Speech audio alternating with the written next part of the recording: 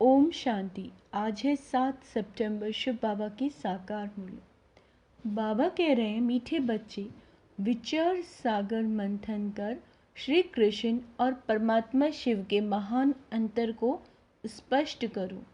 प्रश्न है, ब्रह्मा बाबा अपने आप से क्या बातें करते हैं? उन्हें वंडर क्या लगता है? उत्तर, ब्रह्मा बाबा अपने आप से बातें करते, पता नहीं क्या होता जो शिव बाबा घड़ी घड़ी भूल जाता है। ऐसे तो नहीं, बाप जब प्रवेश करते हैं तब याद चलती है, बाबा चले जाते हैं तो याद भूल जाती है। परंतु मैं तो उनका बच्चा हूँ, याद क्यों भूल जाती है? क्या मेरी याद से ही बाबा आते हैं? ऐसे ऐसे बाबा अपने आप से बातें करके वंडर खाते। गीत है तो प्यार का सागर है। ओम शांति। शिव बाबा बैठ करके अपने सिकी लदे बच्चों को समझाते हैं कि गीता का भगवान कौन है, क्योंकि इस समय भारत में है अज्ञान अंधियारा। इसको कहा जाता है घोर अंधियारा, अज्ञान अंधियारा। फिर सोझरा चाहिए ज्ञान का। परम पिता परमात्मा को ही मनुष्य मानते हैं कि वह ज्ञान का सागर है, नॉलेजफुल है। अच्छा, वह ज्ञान का सागर है, उनसे क्या मिलता है? नदियों से पानी मिलता है तो भर भर कर स्नान भी करते हैं। तुमको ज्ञान सागर से क्या मिलता है? एक बूंद। बाप आकर बच्चों को समझाते हैं, मैं ज्ञान का सागर हूँ, तुमको बूंद देता हूँ। कौन सी बूंद देता हूँ? सिर्फ कहता हूँ, मैं तुम्हारा बाप हूँ, तुम मुझे याद करो। समझो कि हम अपने शांति धाम सुख धाम में जाते हैं। ज्ञान सागर एक सेकंड में जीवन मुक्ति बैकुंठ में भेज देते हैं। घर बैठे भी दिव्य दृष्टि दे देते हैं। मनुष्य तो एक दो को सामने दृष्टि देते हैं, बाबा घर बैठे साक्षात्कार करा लेते हैं। एक बूंद मिलने से तुम यहाँ से चले जाते हो, यहाँ बैठे बैठे तुम बैकुंठ में चले जाते हो। अब बाप बैठ समझाते हैं। क्या समझाते हैं? गीता का भगवान कौन है? वह है ज्ञान का सागर निराकार। मनुष्य तो गाते हैं श्री कृष्ण के लिए, अब तुमको समझाना है। श्री कृष्ण ने ज्ञान नहीं सुनाया। पहले पहले तो कहते श्री कृष्ण ने माता के गर्भ से जन्म लिया, कंसपुरी थी। फिर आवाज हुआ, हे कंस, तुमको मारने वाला आ चुका है। यह तो जानते हो सब असुर हैं। कंस, जरासंधी, अकासुर, बकासुर, पाप आत्माएं, सबका विनाश करने के लिए उनका जन्म दिखाते हैं। तो श्री कृष्ण ने जन्म लिया, वह तो छोटा था, फिर ज्ञान कब दिया? वह तो युद्ध के मैदान में भी श्री कृष्ण का बड़ा रूप दिखाते हैं, छोटा तो नहीं दिखाते। वैसे ही श्री कृष्ण जयंती के बाद फिर गीता जयंती दिखाते हैं। कुछ समय के बाद जब वह बड़ा हुआ तब ज्ञान दिया होगा। यह भी दिखाते हैं जन्म लिया। टाइम भी दिखाते हैं रात्रि के समय। यहाँ तुम देखते हो शिव बाबा की पधरा मनी हुई है, कोई को पता नहीं कि कब प्रवेशता हुई। शिव बाबा तो बच्चा बना नहीं है, वह तो बूढ़े वानप्रस्थ अवस्था में आया है। कब आया उसकी डेट है नहीं। श्री कृष्ण की तो तिथि तारीख है और वह गर्भ से पैदा हुआ। यहाँ शिव बाबा तो ज्ञान का सागर है, उनको छोटा होना नहीं है जो फिर बड़ा होकर ज्ञान सुनाए। श्री कृष्ण का जन्म तो स्वर्ग में हुआ, वह किसी को राजयोग सिखला न सके, क्योंकि खुद ही राजा है। बरोबर तुम जानते हो, निराकार बाप ही आकर राजयोग सिखलाते हैं। पतितों का पावन, राजाओं का राजा बनाते हैं। उस हद की रात और दिन तथा उस बेहद के दिन और रात के अर्थ में भी फर्क है। यह संगम, जबकि ब्रह्मा की रात पूरी हो, ब्रह्मा का दिन शुरू होता है। यह है बेहद की रात्रि, अज्ञान अंधियारा। सतयुग में है सोझरा, उस रात की बात नहीं। वह तो श्री कृष्ण का जन्म रात में मनाते हैं। बाबा कहते हैं वह हुई हद की बात और ये हुई बेहद की बात। बाप कहते हैं मैं आता हूँ, मेरी कोई तिथि तारीख नहीं। कृष्ण राम आदि की तो तिथि तारीख है, मुख्य है ही दो। अभी श्री कृष्ण जयंती आती है ना, उन्हों को समझाना है। कृष्ण तो छोटा बच्चा है। रात और दिन तो ब्रह्मा का गाया जाता है। ब्रह्मा का दिन श्री कृष्ण है और ब्रह्मा की रात ब्रह्मा। ब्रह्मा ही फिर सो श्री कृष्ण बनता है। वह तो समझते हैं कृष्ण भगवान है, वह हाजिरा हजूर है, तो इस पर भी समझाना है। बाबा कहते हैं तुम्हारी है शिव जयंती व शिवरात्रि कहो। शिव जयंती कहना ठीक है, यह भी समझाना होता है। वह गर्भ में तो आते नहीं हैं, साधारण तन में आते हैं। श्री कृष्ण की तो 8 पीढ़ी चलती हैं। छोटेपन में उनको मोहन अथवा कृष्ण कहते हैं। जैसे प्रिंस ऑफ वेल्स, वैसे पहले पहले गद्दी व इंद्रप्रस्थ की प्रिंस ऑफ इंद्रप्रस्थ, फिर वह प्रिंस से किंग होगा। कृष्ण अक्षर नहीं, महाराजा नाम ही गाया जाता है। श्री लक्ष्मी नारायण को महाराजा महारानी कहते हैं। किंग अक्षर अंग्रेजों का है, असल नाम महाराजा महारानी। ऐसे नहीं कि नारायण ने ज्ञान दिया। स्वयंवरवान श्री कृष्ण फिर श्री नारायण बनते हैं। अब इस ज्ञान सागर शिव का नाम तो बदलता नहीं, एक ही नाम है। इनका वह रथ तो बड़ा है, आने से ही ज्ञान सुनाना शुरू कर दिया। यह ब्रह्मा तो कुछ नहीं जानते थे। समझ में आता है इनमें आया हुआ है जो साक्षात्कार कराते हैं, नॉलेज दे रहे हैं। यह साक्षात्कार का राज अथवा यह नॉलेज शुरू में पहले समझ में नहीं आती थी। बाबा अपना अनुभव बतलाते हैं। शुरू में बनारस गए तो दीवारों पर गोले आदि निकालते रहते थे। समझ में कुछ नहीं आता था ये क्या है, क्योंकि यह तो जैसे बेबी बन गए, नया जन्म लिया ना।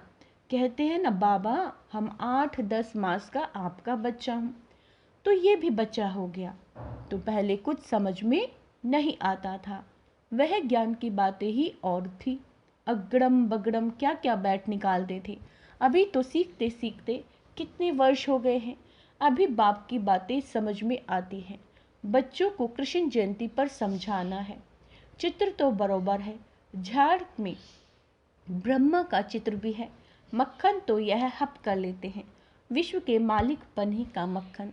श्री कृष्ण तो सतयुग की प्रारब्ध ले करके आया। श्री कृष्ण है सतयुग का प्रिंस, पहला प्रिंस। फिर उनके बच्चे भी प्रिंस बनेंगे। यह है उनकी प्रारब्ध, जो कलयुग में तो थी नहीं। तो यह सूर्यवंशी की प्रारब्ध किसने बनाई? गाया जाता है ज्ञान सूर्य प्रगटा, अज्ञान अंधेर विनाश। ज्ञान सागर तो शिव बाबा है, वह आए हैं और स्वर्ग की स्थापना कर रहे हैं।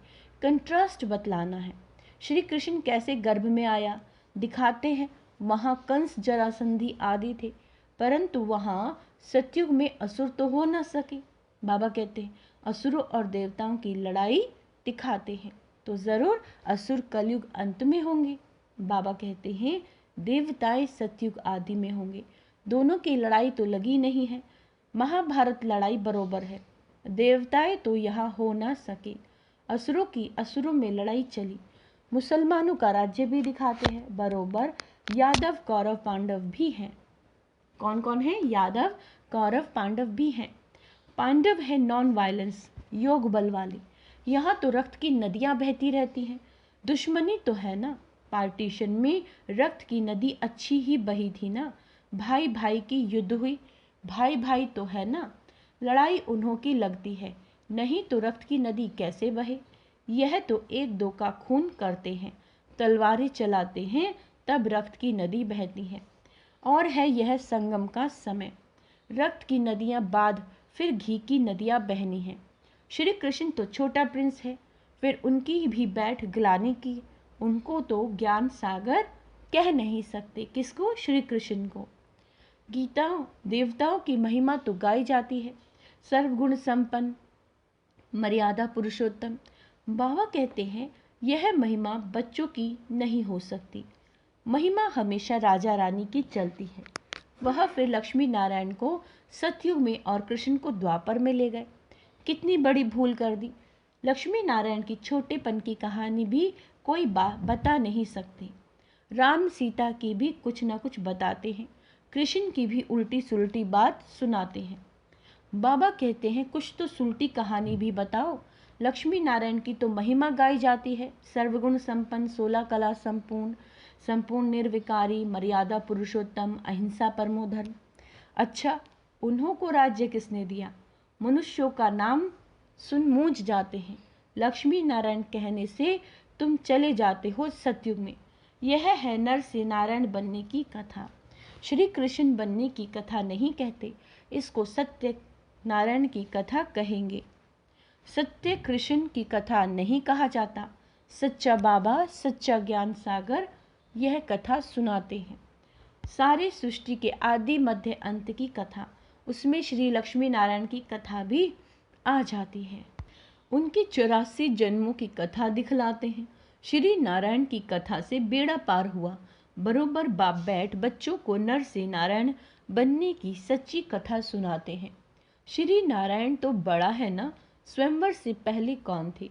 क्या लक्ष्मी नारायण ही नाम था या दूसरा और कोई नाम था? राधे कृष्ण जिनका स्वयंवर बाद लक्ष्मी नारायण नाम रखा, बाबा ऐसे निबंध देते हैं। फिर तुमको विचार सागर मंथन करना चाहिए। पहले नंबर की भूल है यह, तुम जानते हो अभी है कलयुग, यादव कौरव पांडव भी हैं, कलयुग का समय भी है, कलयुग के बाद जरूर सतयुग होगा। बाप कहते हैं मैं गाइड बन आया हूँ रावण के चब्बे से छुड़ा वापस ले जाने, आत्मा को ही ले जाऊंगा। गाया जाता है आत्मा परमात्मा अलग रहे बहुकाल, ऐसे नहीं कि कृष्ण रहे बहुकाल। महिमा ही उस एक निराकार की है। सुंदर मेला कर दिया जब तक सदगुरु मिला दलाल, यहाँ तो सब गुरु ही हैं। गाया हुआ है सतगुरु मिला दलाल। सत्य परम पिता परमात्मा दलाल के रूप में मिलते हैं, सौदा दलाल द्वारा होता है। बाबा कहते हैं यह भी सगाई होती है। आत्मा और परमात्मा अलग है, परमात्मा है निराकार, वह आकर इसमें प्रवेश कर तुम्हारी सगाई करते हैं, खुद दलाल बनते हैं। कहते हैं मुझ परम पिता परमात्मा को याद करो। इस शरीर में बैठ कहते हैं माँ में कम याद करो। मैं तुमको माया रावण से लिबरेट कर साथ ले जाऊंगा, तुमको फिर राजाई देकर मैं निर्वाण धाम में बैठ जाऊंगा। कृष्ण थोड़े ही ऐसे कहेगा। यह है आत्मा और परमात्मा। कृष्ण तो एक छोटा बच्चा है, बातें तो बहुत हैं समझाने की। तो बाबा ने समझाया कैसे इसमें प्रवेशता हुई। फिर समझने लगा मैं राजाओं का राजा बनता हूँ। विष्णु का साक्षात्कार हुआ, विष्णु का साक्षात्कार हुआ और दिल में बहुत खुशी हुई। फिर विनाश का साक्षात्कार भी हुआ, परंतु इतना समझ में नहीं आया। अभी समझते हैं बाबा ने ये साक्षात्कार कराया, तुम नर से नारायण बनेंगे, परंतु उस समय इतनी समझ नहीं थी। जैसे बाबा रात को बतला रहे थे, पता नहीं क्या होता है जो शिव बाबा को याद करना भूल जाता हूँ। ऐसे तो नहीं, बाबा जब प्रवेश करते हैं तब समझता हूँ। बाबा आया है याद रहती है, बाबा चला जाता है तो भूल जाता हूँ। पॉइंट सुनाते हैं तो फील होता है। बेहद का बाप आकर सुनाते हैं, परंतु मैं खुद ही भूल जाता हूँ। क्या मेरी याद से ही आता है? ऐसे कहे मैं घड़ी घड़ी याद करता हूँ, भल आवे, इसमें तो सबका कल्याण है। याद ही मुख्य हो जाती है, या आए न आए, बाप को याद जरूर करना है। बाबा ने समझाया कि गीता जयंती के बाद होती है कृष्ण जयंती। पहले है शिव जयंती, फिर गीता जयंती, फिर कृष्ण जयंती। फिर तो बड़ा है, फट से आया और गीता सुनाई। छोटा तो नहीं। इन बातों पर विचार सागर मंथन करना चाहिए, कैसे हम समझाएं। पहले ख्याल करो शिव किसको कहते हैं। बाबा कहते हैं कृष्ण तो छोटा बच्चा है, बातें तो बहुत है समझाने की। तो बाबा ने समझाया है कैसे इसमें प्रवेशता हुई। फिर समझने लगा मैं राजाओं का राजा बनता हूँ। विष्णु का साक्षात्कार हुआ और दिल में बहुत खुशी हुई। फिर विनाश का साक्षात्कार भी हुआ, परंतु इतना समझ में नहीं आया। अभी समझते हैं बाबा ने ये साक्षात्कार कराया, तुम नर से नारायण बनेंगे, परंतु उस समय इतनी समझ नहीं थी। जैसे बाबा रात को बतला रहे थे, पता नहीं क्या होता है जो शिव बाबा को याद करना भूल जाता हूँ। ऐसे तो नहीं, बाप जब प्रवेश करते हैं तब समझता हूँ बाबा आया, याद रहती है, बाबा चला जाता है तो भूल जाता हूँ। पॉइंट्स सुनाते हैं तो फील होता है। बेहद का बाप आकर सुनाते हैं परंतु मैं खुद ही भूल जाता हूँ, क्या मेरी याद से ही आता है? ऐसे कहे मैं घड़ी घड़ी याद करता हूँ, भल आवे इसमें तो सबका कल्याण।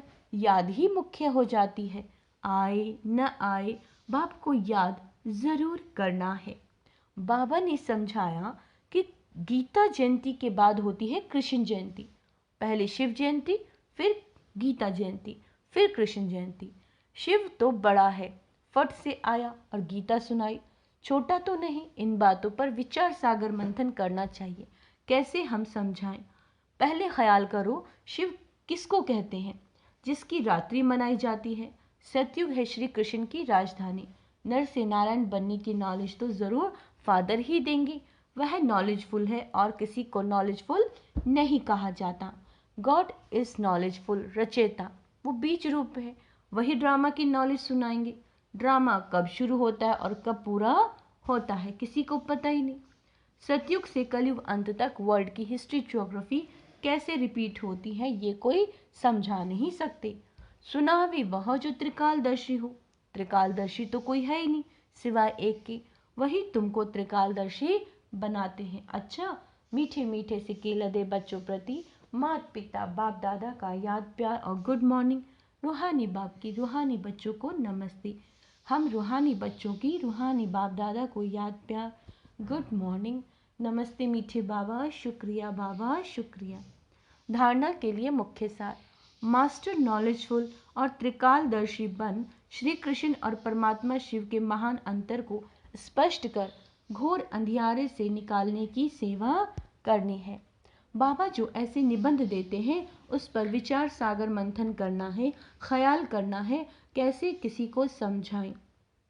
वरदान, बुद्धि के चमत्कार द्वारा आकार में साकार का अनुभव करने वाले दिलाराम के दिलरुबा भव। कई बच्चे आए भल पीछे हैं लेकिन आकार रूप द्वारा भी अनुभव साकार रूप का करते हैं। ऐसे अनुभव से बोलते कि हमने साकार में पालना ली और अब भी ले रहे हैं, तो आकार रूप में साकार का अनुभव करना यह बुद्धि की लगन का, स्नेह का प्रत्यक्ष स्वरूप है। क्या कह रहे हैं बाबा? ये बुद्धि की लगन का, स्नेह का प्रत्यक्ष स्वरूप है, यह भी बुद्धि के चमत्कार का सबूत है। ऐसे बच्चे ही दिलाराम बाप के समीप दिलाराम के दिलरुबा हैं, जिनके दिल में सदा यही गीत बजता है, वाह मेरा बाबा वाह। स्लोगन, त्यागी आत्मा के हर कर्म, त्यागी आत्मा के हर कर्म और पदम में सफलता समाई हुई है। अच्छा, ओम शांति। आज का सोमान अभ्यास करेंगे। मैं त्यागी आत्मा हूँ, मैं सफलता मूर्त आत्मा हूँ। ओम शांति।